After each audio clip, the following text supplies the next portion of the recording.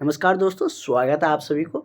आज हम लोग कम्युनिटी हेल्थ नर्सिंग के क्लास को आगे कंटिन्यू करते हैं, जिसमें कि हम लोगों का इस टॉपिक का बहुत ही महत्वपूर्ण क्वेश्चन सब देख रहे हैं, जो आपको एग्ज़ाम में डायरेक्ट मिलने वाले हैं और इस टॉपिक से बहुत ज़्यादा क्वेश्चन पूछे जाते हैं।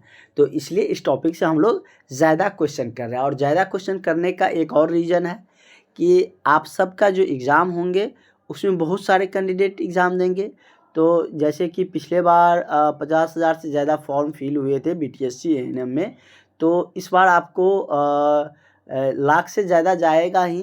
तो क्योंकि इतने दिन में और भी बहुत सारा कैंडिडेट पास आउट हुए होंगे, तो बहुत सारे शिफ्ट में एग्ज़ाम होंगे और ज़्यादा शिफ्ट में एग्ज़ाम होंगे तो सब शिफ्ट में अलग अलग क्वेश्चन रहता है। इस टॉपिक से सब शिफ्ट में अलग अलग क्वेश्चन पूछेंगे, तो इसलिए ज़्यादा क्वेश्चन किए रहेंगे, तभी सभी को सब शिफ्ट में मिल पाएगा। नहीं तो किसी को शिफ्ट में मिल पाएगा अगर कम क्वेश्चन अगर आप करके जाते हैं, तो आपका अगर भाग्य ठीक रहता है तो उस शिफ्ट में मिल जाएगा, नहीं तो आपको फिर पछताना पड़ जाएगा। इसलिए हम लोग ज़्यादा क्वेश्चन करते हुए चलेंगे।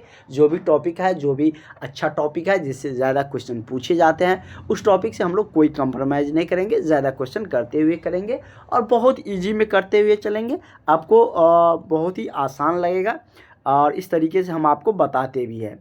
और जिस तरीके से हम आपको यूट्यूब पर क्लासेस दे रहे हैं, जिस तरीके से आपको नोट्स प्रोवाइड किया जा रहा है, वैसा आपको कहीं नहीं मिलेगा जिस तरीके से हम आपको तैयारी करवा रहे हैं। और आप लोग अपनी तैयारी में पूरी तरीके से लग जाइए। अभी से 4 से 5 घंटा पढ़ना शुरू कर दीजिए, तब जाकर होने वाले हैं आपको जॉब। इस बार कंपटीशन भी बढ़ेगा। और जो भी कैंडिडेट अभी तक क्लास नहीं ज्वाइन किए हैं, वो सारे कैंडिडेट इस नंबर पर कॉल करके, व्हाट्सअप करके आप लोग क्लास के ग्रुप में जुड़ जाइएगा। अभी से आप लोग 1-2 घंटा भी पढ़ते हैं, जो हम आपको क्लास में देते हैं, जो आपको नोट्स मिलते हैं, और धीरे धीरे आपका बहुत सारा क्वेश्चन हो जाएगा। उस समय जब फॉर्म फिलिंग हो, जब एग्ज़ाम नज़दीक आएगा, तो आप लोग सिर्फ रिवाइज करिएगा, तो आपको बेहतर रिजल्ट देखने को मिलेंगे। इसलिए हम आप लोगों को बार बार जोर दे रहे हैं कि आप लोग क्लास में जुड़ जाइए, अपनी तैयारी में लग जाइए। तो इस नंबर पर कॉल करके, व्हाट्सअप करके आप लोग क्लास में जुड़ जाइएगा। तो चलिए हम लोग क्वेश्चन को बिना देरी किए हुए स्टार्ट करते हैं। कह रहा है, और थोड़ा बहुत मोटिवेशन भी आप लोगों को ज़रूरत होता है, इसलिए बता दिए। कह रहा है कि खसरा जो रोग होता है, खसरा रोग जानते हैं आप लोग, सबसे ज़्यादा किस उम्र के वर्ग को प्रभावित करता है। जैसे कि कोरोना का जो समय आया था, तो आप सब ने देखे थे कि गाइडलाइंस जो भी जारी किया गया था, चाहे इंडियन गवर्नमेंट के द्वारा, चाहे WHO जो वर्ल्ड हेल्थ ऑर्गेनाइजेशन है, विश्व स्वास्थ्य संगठन, जिसके बारे में हम लोग कल के क्लास में डिटेल्स में जाने कि उसकी जो स्थापना है वो कब हुआ था। तो 1948 में हमारे देश के आज़ादी के बाद। और कितना डेट को हुआ था, तो 7 अप्रैल को हुए थे। इसमें हम लोग उसका डेट, जो दिवस है वो भी मनाते हैं। और भारत में उसका कहाँ है, जो मुख्यालय है वो दिल्ली में है। और उसके बाद हम बात करें तो इसका जो प्रमुख मुख्यालय है वो जेनेवा में है। ये हम लोग WHO के बारे में डिटेल्स में जाने थे। तो उसी तरीके से जो कोरोना का हम बताना चाह रहे थे, कोरोना समय में अगर बात करें, तो कोरोना काल में किसको कोरोना ज़्यादा प्रभावित करता था, तो ये WHO के द्वारा गाइडलाइंस आए थे, सारा कुछ निकल कर आए थे। उसके बाद इंडियन गवर्नमेंट भी जारी किया था, जिसमें कि कम रूम बच्चे को और बूढ़े को, ये दो को ज़्यादा प्रभावित करते थे। आप लोग जाने होंगे क्योंकि ये तो हाल की ही घटना है। उसी तरीके से कह रहा है कि खसरा रोग सबसे ज़्यादा किस वर्ग के वर्ग को प्रभावित करता है, मतलब किस आयु के वर्ग को प्रभावित करता है। तो 0 से 6 महीने वाले ये तो शिशु हो जाएंगे। जो भी 1 वर्ष से छोटे रहते हैं तो उसको क्या, किस में नाम क्या देते हैं, उसको शिशु देते हैं। दूसरा है 6 महीने से 3 साल, सी ऑप्शन है 6 महीने से 1 साल तक के। और चौथा है 0 से 5 साल तक के। तो खसरा रोग जो सबसे ज़्यादा प्रभावित करता है वो 6 महीना से लेकर के, और जो 3 साल के जो होते हैं बच्चे, उसको ज़्यादा प्रभावित करते हैं खसरा रोग। ठीक है, ऐसा नहीं है कि इससे ज़्यादा वाले को नहीं होता है, इससे ज़्यादा उम्र वाले को होता है, लेकिन सबसे ज़्यादा प्रभावित यही लोग होते हैं। कोरोना का भी आप लोग याद करिएगा तो सबको होता था। यदि कोई युवा है, जवान है, कैसे भी बॉडी बिल्डर था, सबको हो रहा था। लेकिन ज़्यादा प्रभावित बच्चे और बूढ़े होते थे, इसलिए उसको सचेत करके अच्छे से रखे जाते थे। अगला क्वेश्चन है आपका कि MMR वैक्सीन को 9 मंथ के पहले नहीं लगाया जाता है, क्यों? कि मतलब कि ये पूछ रहा है जो MMR वैक्सीन होती है वो 9 मंथ से पहले नहीं लगाया जाता। ये आप लोग जानते होंगे कि ये 9 महीना बाद ही देते हैं MMR वैक्सीन। तो ये आपको रीज़न पूछ रहा है कि क्यों नहीं लगता है। चलिए हम लोग जानते हैं क्या दिया है आपके ऑप्शन में रीज़न। पहला है कि यह बच्चे पर बुरा प्रभाव डालता है, या दूसरा है कि 9 महीने तक के बच्चे को माँ से न्यूट्रल एंटीबॉडीज़ प्राप्त होते हैं।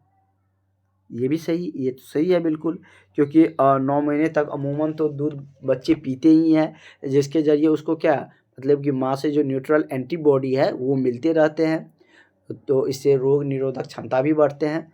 तो मेनली इसका कह रहा है कि 9 मंथ से पहले नहीं दिया जाता है। तो यही इसका रीज़न है कि मतलब कि 9 महीने तक बच्चे को माँ से क्या है न्यूट्रल एंटीबॉडी प्राप्त होते रहते हैं, इसलिए 9 महीने से पहले नहीं दिया जाता है। ठीक है। अगला है कि टीबी की जांच हेतु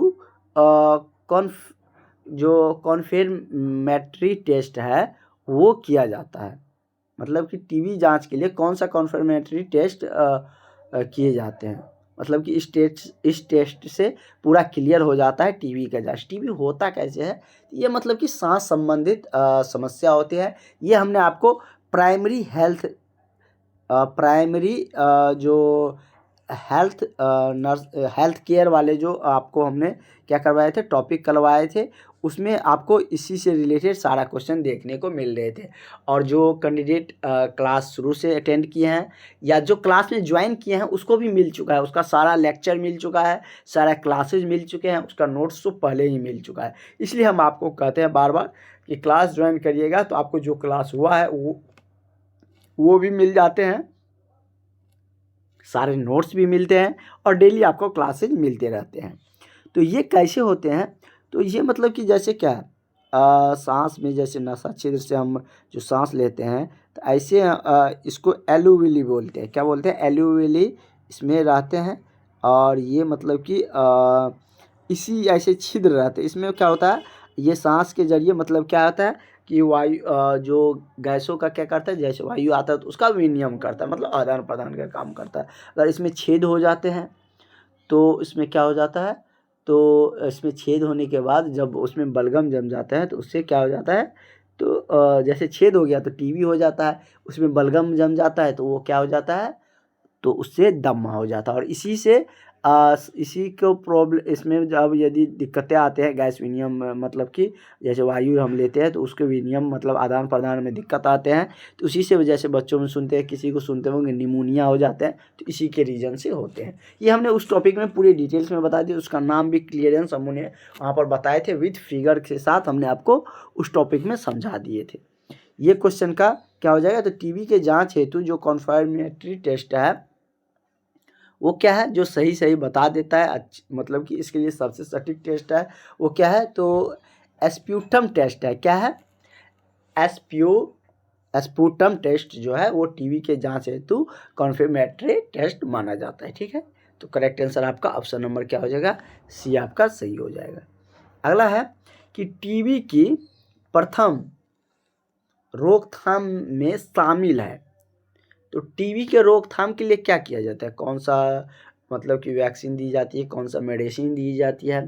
तो टीबी के रोकथाम के लिए क्या दिया जाता है, तो बीसीजी वैक्सीन दी जाती है। कौन सा, तो बीसीजी वैक्सीन दी जाती है। बीसीजी वैक्सीन के बारे में हमने कल के क्लास में भी जाने थे। हालांकि मलेरिया तो आप लोग जानते हैं कि मच्छर के काटने से होते हैं। कह रहा है कि मलेरिया मुख्यतः शरीर के किस अंग को प्रभावित करता है। इसे मलेरिया होने से क्या बुखार मतलब कि हो जाते हैं, बहुत तेज़ बुखार रहते हैं, सिर मतलब कि पैर हाथ इस सब में क्या होता है, दर्द होने लगते हैं। इस का मतलब कि किस तरीके से कहाँ कहाँ दर्द होते हैं, कैसे बुखार होते हैं, इसके बारे में कल या पिछले क्लास में उस पर क्वेश्चन ही था, डायरेक्ट वो क्वेश्चन था। तो मलेरिया आप लोग जानते हैं, तो मतलब कि ये मच्छर के काटने से होते हैं। लेकिन ये कह रहा है कि जब मलेरिया हो जाते हैं तो किस अंग को प्रभावित करता है। जैसे इसमें दिया है कि हृदय, लीवर, तो इसमें आप लोग कह रहा है कि कौन सा अंग प्रभावित होता है, तो प्ली है, एस्प्लीन होते हैं, वो प्रभावित हो जाता है। मतलब कि एस्प्लीन में क्या होता है, इसका कह सकते हैं कि एस्प्लीन को ब्लड बैंक भी कहा जाता है, उसके नाम से भी जाना जाता है। तो इसी को क्या कहते हैं, इसी को प्रभावित कर देता है। और जिस सब के कारण से प्लेटलेट भी डाउन हो जाएगा अगर ये एस्प्लीन प्रभावित होगा। इसमें टाइफाइड, इस सब में क्या होता है कि प्लेटलेट डाउन होने लगते हैं। आप लोग ये बहुत बार सुने होंगे। अगला है कि किस वैक्सीन के लगने पर इंजेक्शन वाली जगह पर अस्थाई आकार स्कार बन जाता है। कोई ऐसे भी वैक्सीन होते हैं, जैसे कि आपने देखे होंगे कि जब भुजाओं पर दिए जाते हैं तो वहाँ पर उसका मतलब उस शेप का मतलब कि क्या बन जाता है, अस्थाई आकार, मतलब कि वो बहुत दिनों तक मतलब अस्थाई परमानेंट उस पर क्या बन जाता है, मतलब कि स्कार, मतलब कि वहाँ पर दाग जैसे बन जाते हैं। तो वो कौन से वैक्सीन है जिससे लगाने से ऐसा होता है, तो वो BCG वैक्सीन ही है। वो बहुत ही मतलब कि मतलब हार्ड वैक्सीन होते हैं, जिससे उसमें क्या हो जाता है, अस्थाई स्कार बन जाते हैं। अगला क्वेश्चन हमारा है कि विश्व क्षय दिवस किस दिन को मनाया जाता है। तो ये एक रोग है, तो विश्व क्षय दिवस कब मनाया जाता है, तो ये 24 मार्च को मनाया जाता है। कब मनाया जाता है, 24 मार्च को विश्व क्षय दिवस मनाए जाते हैं। वर्ल्ड जो क्षय दिवस है वो मनाए जाते हैं। अगला है कि रेड क्रॉस सोसाइटी का जन्मदाता कौन है। तो रेड क्रॉस सोसाइटी का जो जन्मदाता है वो कौन है, तो हेनरी डुरांट है। कौन है, तो ये जो रेड क्रॉस सोसाइटी के बारे में पूछ रहा है आपको, तो इसका जन्मदाता कौन है, तो हेनरी डुरांट है। तो इसका करेक्ट आंसर क्या हो जाएगा, ऑप्शन नंबर आपका बी हो जाएगा। अगला है कि MMR, जो MMR अभी देखे थे, MMR का जो टीका है वो निम्न में से किस बीमारी से बचाव नहीं करता है। कह रहा है कि निम्न में से, कल होगा तो हम आपको MMR के बारे में और भी डिटेल्स में बता देंगे, ठीक है। तो किस बीमारी से, क्योंकि अभी एक्सप्लेन करने लगेंगे तो आपका क्वेश्चन, नंबर ऑफ क्वेश्चन जितना करवाना है उतना हो नहीं पाएगा। तो कह रहा है कि किस बीमारी से क्या है, मतलब कि MMR का टीका निम्न में से किस बीमारी से बचाव नहीं करता है, पंप से, या खसरा, रुबेला, या मेनिंगोकोकस, मेनिंजाइटिस। तो किससे ये मतलब कि बीमारी से बचाव नहीं करता है MMR वैक्सीन, तो ये आपको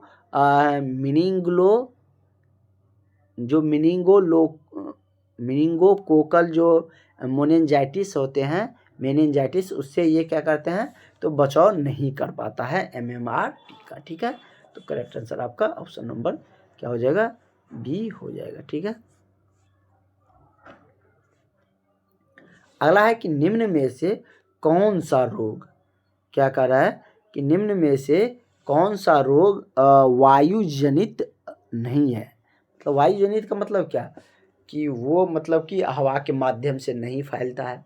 बहुत सारा रोग हवा के माध्यम से फैलता है ना, वायरस जनित जो रोग होते हैं वो हवा के माध्यम से ही फैलते हैं। और हमने इस टॉपिक के स्टार्टिंग में ही आपको वायरस, प्रोटोजोआ, बैक्टीरिया जनित रोग के बारे में बताए थे, जहाँ पर शुरू में उससे रिलेटेड क्वेश्चन आए थे, जिसमें हमने आपको क्लियर बताए थे कि कौन कौन से रोग वायरस जनित है, कौन कौन से बैक्टीरिया से फैलता है, कौन प्रोटोजोआ से फैलते हैं। और वायु जनित रोग जनरली वायरस वाले रोग होते हैं, वो बहुत ज़्यादा तेज़ी से वायु में फैलते हैं। और ये आपसे पूछ रहा है कि इनमें से कौन वायु जनित रोग नहीं है। जैसे खसरा है, छोटी माता है, पोलियो हो गया, तपेदिक हो गया। तो इनमें से कौन सा रोग है जो वायु जनित नहीं है, तो मतलब कि वायु से नहीं फैलता है, तो वो कौन है, पोलियो। पोलियो तो ऐसा नहीं है कि एक व्यक्ति इसका है तो वो मतलब कि निकला बाहर तो उसके इर्द गिर्द कोई जा रहा है तो हवा के माध्यम से उसमें भी चला जाएगा, तो ऐसा नहीं होता है। ये मतलब कि वायु के माध्यम से नहीं फैलता है, ठीक है। ये खसरा सब, ये सब मतलब कि छोटी मात्रा था स्मॉल पॉक्स सब जो होते हैं वो सब फैलते हैं। तब ना आप देखते होंगे कि जब किसी घर में छोटी मात्रा होती है तो दूसरे में भी फैल जाते हैं। खसरा सब भी वायु के माध्यम से फैलते हैं।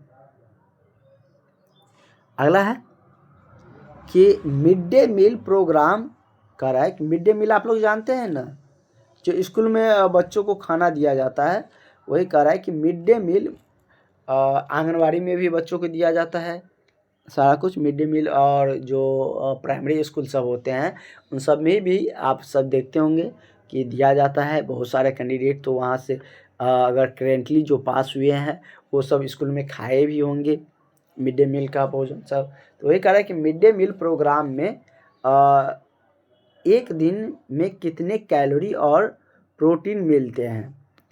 30 कैलोरी व 6 से 12 ग्राम प्रोटीन, या 200 कैलोरी और 6 से 12 ग्राम प्रोटीन, या इस तरीके से दिया गया है।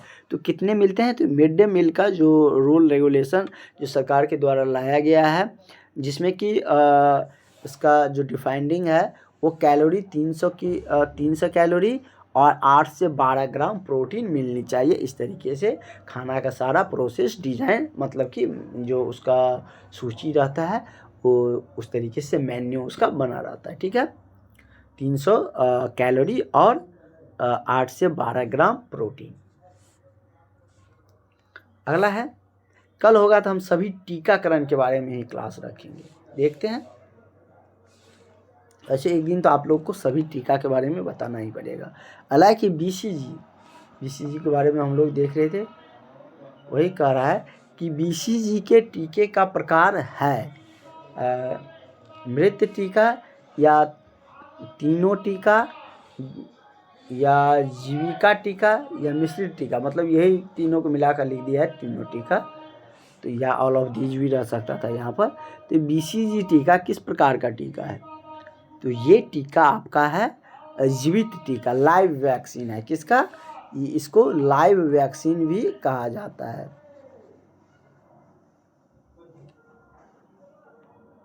तो क्या है, लाइव वैक्सीन इसको कहे जाते हैं, ठीक है, मतलब कि जीवित टीका। उसके बाद अगला क्वेश्चन है आपका कि पल्स पोलियो टीकाकरण का प्रथम चरण कब शुरू किया गया था। तो पल्स पोलियो का जो टीकाकरण का जो चरण शुरू हुआ था वो कब किया गया था, तो ये आपको स्टार्ट हुआ था दिसंबर 1995 को। कब हुआ था, तो दिसंबर 1995 को पल्स पोलियो टीकाकरण का आरंभ हुआ था, ठीक है। और अभी भी पोलियो का टीकाकरण चलता है। आप सब देखते होंगे कि गांव सब में आप सबको भी भेजा जाता है, एएनएम कर्मी को भी भेजा जाता है कभी कभी। वैसे आंगनबाड़ी का वो ड्यूटी रहता है, वही सब डिस्ट्रीब्यूट, उसका अलग डिपार्टमेंट भी रहता है, वो सब डिस्ट्रीब्यूट करते हैं, गांव गांव जाकर बच्चों को पिलाते हैं। और आप सबसे क्वेश्चन है कि ये बताइएगा कि कितने वर्ष तक के बच्चे को ये दिया जाता है, कौन, तो पोलियो का टीका। अगला है कि शिशु मृत्यु दर क्या है, शिशु मृत्यु दर की अभिव्यक्ति किस में की जाती है, और रेट प्रति 100 जीवित जन्म, या रेट प्रति 1000 जन्म पे, या रेट प्रति कुल 1000 कुल जन्म, या 100 जन्म पे। ये कितना पर मतलब उसको काउंट किया जाता है, तो ये किया जाता है शिशु मृत्यु दर का कैसे पता लगता है, तो मतलब कि रेट मतलब कि 1000 जीवित जन्म पर उसके शिशु मृत्यु दर को काउंट किया जाता है कि 1000 में कितना शिशु मरा है, ठीक है। जन्म के बाद 1000 जो जीवित शिशु थे उसमें से कितना मर गया, तो उसी को क्या कहते हैं, शिशु मृत्यु दर कहा जाता है। मतलब कि अगर कह रहा है कि 10% शिशु का मृत्यु हो गया, तो मतलब क्या 10% मतलब कितना, 1000 पे काउंट करेगा, तो मतलब कि 1000 में से 100 शिशु की मृत्यु हो गई। 1000 पर बहुत चीज़ का काउंट किया जाता है, वो हमने आपको कल भी बताए थे। जैसे कि किसी देश की आबादी का रेशियो कैसा है, कितना पुरुष है कितना महिला है, वो 1000 पर ही काउंट किए जाते हैं। इस तरीके से और भी बहुत कुछ है। अगला है कि संप्रेषण का तत्व नहीं है। इनमें से कौन ऐसा तत्व है जो संप्रेषण का नहीं है? संदेश भेजने वाला माध्यम, ये सब क्या है? मतलब क्या है? ये सब तो संप्रेषण का ही है। ध्यान नहीं है। संदेश मतलब क्या? इंफॉर्मेशन है, उसको क्या भेजा जाता है किसी माध्यम से भी है। ये एक तरीके से क्या है, मतलब कि माध्यम भी एक क्या है, संप्रेषण ही है। तो ध्यान उसका मतलब कि तत्व नहीं है। ये तो आप लोग एलिमिनेट भी कर सकते हैं। ये सब क्वेश्चन ऑप्शन से भी आंसर कर सकते हैं। तीनों एक दूसरे से रिलेटेड है और ये देखिएगा अलग है। उसके लिए आपको चिंता नहीं करना है, वो एग्ज़ाम नज़दीक आएगा तो हम बताएंगे आपको कि कोई क्वेश्चन में कैसे कोई ऑप्शन को एलिमिनेट करना है, कैसे उसको सटीक आंसर देना है यदि आपको वो क्वेश्चन नहीं भी आ रहा है उस केस में। हालांकि निम्न में से कौन सी वैक्सीन जन्म के समय दी जाती है? तो इसमें से कौन सा वैक्सीन दिया जाता है? तो इसमें से आपको हम यदि बात करें तो BCG जो वैक्सीन है वो जन्म के समय दी जाती है। तो करेक्ट आंसर आपका ये हो जाएगा। हालांकि पोलियो किसका संक्रमण है? तो ये पोलियो किस संक्रमण से होता है? तो पोलियो की यदि हम बात करें तो ये है आहार नाल के संक्रमण। किसका है? आहार नाल के एलिमेंट्री ट्रैक का, मतलब एलिमेंट्री ये ट्रैक्ट होते हैं, मतलब कि आहार नाल का ये संक्रमण है पोलियो, मतलब कि आहार नाल का संक्रमण होते हैं। आगे का मेरा क्वेश्चन है कि निम्न में से कौन सी उपचार थेरेपी टीबी के लिए उपयोग में लाई जाती है? इसमें से कौन सा उपचार थेरेपी है जो टीबी के रोग में जो रोगी होते हैं उसके उपयोग में लाए जाते हैं? तो ये कौन सा उपचार थेरेपी है? तो ये आपका है डॉट्स। कौन है? तो डॉट्स जो थेरेपी होती है ये टीबी के उपचार में लाए जाते हैं। ये एक मतलब कि थेरेपी है जो कि टीबी में उपयोग में लाए जाते हैं। अगला क्वेश्चन है कि मिजस्ट वैक्सीन है एक क्या? तो मिजस्ट वैक्सीन जो होती है वो आपका क्या होते हैं? तो ये आपको जीवित वायरस वैक्सीन होते हैं। क्या होते हैं? जीवित वायरस वैक्सीन होते हैं। BCG के बारे में भी हम लोग देखे थे कि वो भी एक जीवित वैक्सीन होते हैं, मतलब कि वो लाइव वैक्सीन होते हैं, लेकिन ये क्या है? जीवित वायरस वैक्सीन होते हैं मिजस्ट। ठीक है, तो करेक्ट आंसर आपका क्या हो जाएगा? ऑप्शन नंबर ए हो जाएगा। धीरे धीरे क्वेश्चन का लेवल भी आप लोग देख रहे हैं कि अच्छा आ रहा है। अगला क्वेश्चन हमारा है कि स्वास्थ्य शिक्षा का उद्देश्य नहीं है। इसमें से कौन है जो स्वास्थ्य शिक्षा का उद्देश्य नहीं है? तो जैसे दिया है कि जन समुदाय की बेहतर जीवन शैली या जीवित शैली, या जन समुदाय का स्वास्थ्य विकास, जन समुदाय का जनसंख्या को कम करने के लिए प्रोत्साहन, या जन समुदाय का आर्थिक सामाजिक विकास। तो स्वास्थ्य शिक्षा का उद्देश्य इसमें से कौन नहीं होगा? इसे तो आप इजीली बता सकते हैं। तो क्या है? जन समुदाय के जो जनसंख्या है उसका प्रोत्साहन, मतलब कि जो जनसंख्या होती है जन समुदाय का उसको कम करने के लिए प्रोत्साहन। ये मतलब कि शिक्षा का उद्देश्य नहीं होता है कि किसी भी समुदाय की जनसंख्या को कम करना। ठीक है, उसको बढ़ावा देना इसका उद्देश्य होता है। लोगों को जीवन शैली के बारे में बताना, जन समुदाय के स्वास्थ्य विकास के बारे में, आर्थिक विकास, सामाजिक विकास, ये सब शिक्षा का उद्देश्य है। ये नहीं है कि कोई जाति या कोई छोटी जाति या बड़ी जाति है उसको जनसंख्या को कम किया जाए। कम करने के लिए प्रोत्साहन आप कभी नहीं सुने होंगे। जैसे कोई कास्ट या कोई भी रिलीजियंस कम होते हैं, या जो भी जैसे कि आदिवासी सब कहीं कहीं कम होते हैं तो उसको प्रोत्साहन किया जाता है, बढ़ाया जाता है, कम नहीं किया जाता है। अगला क्वेश्चन हम लोग देखते हैं।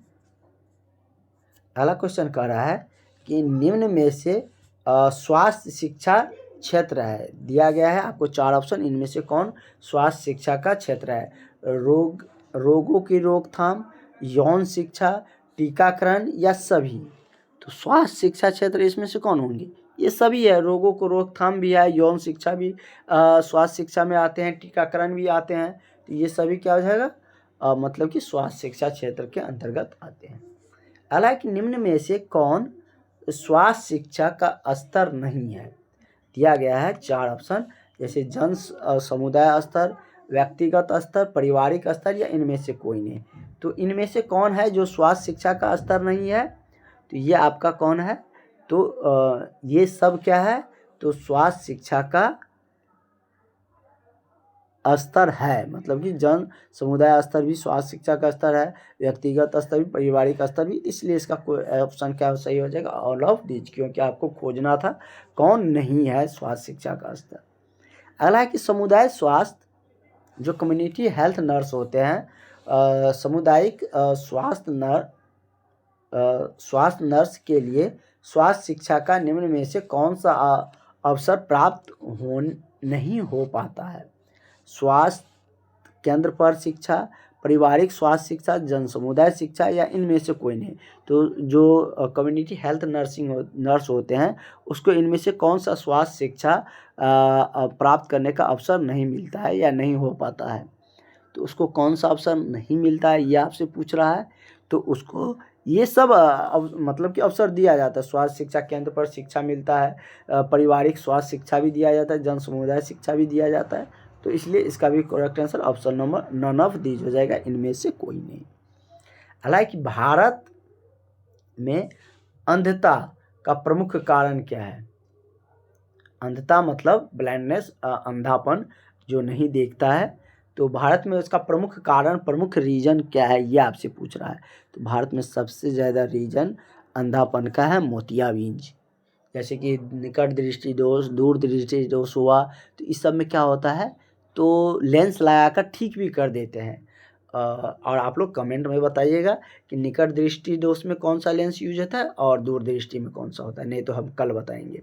और मोतियाबिंद ऐसा है जो कि भारत में सबसे ज़्यादा अंधापन का मतलब कि प्रमुख कारण बना हुआ है। ठीक है, तो आज की क्लासेज हम यहीं पर स्टॉप करते हैं। कल हम लोग इससे आगे का क्वेश्चन कंटिन्यू रखेंगे। मिलते हैं हम लोग नेक्स्ट क्लास में। Thank you. और इस तरीके से आप लोग अपने पढ़ाई को पूरी तरीके से अब फोकस कर दीजिए। कोई आपको सिलेक्शन दिलाएगा, आपको जॉब दिलाएगा इस बार, और इस बार मिस करते हैं तो आप लोग बढ़िया अपॉर्चुनिटी को मिस कर जाते हैं। इसलिए ये बात आप लोग ध्यान में बिल्कुल रखिएगा कि इस बार हमको एक सीट तो बिल्कुल भी नहीं जाने देना है, एक सीट तो हम ही को रखना है। इतना सोच के, इतना कॉन्फिडेंट से आपको पढ़ना है।